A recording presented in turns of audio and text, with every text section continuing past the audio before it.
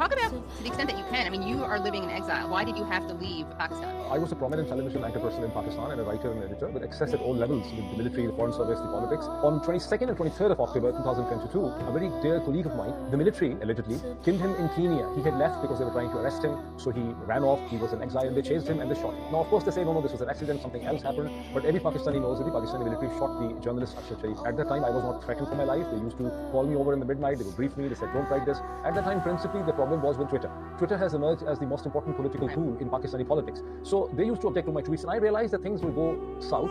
So I thought that maybe in the next few months, the situation will improve. And I was a US resident. So I left Pakistan. I came here in the end of October 2022, and I thought I'll go back. But the things started going south. I mean, like, I was here in DC, Washington, when Imran Khan was shot on 2nd November. I saw that on television. And then, there have been massive instances, and the US media has not reported that perhaps hundreds of people have been allegedly killed. This is the kind of situation in Pakistan which is not being reported by New York Times, Washington Post, that is not being on CNN.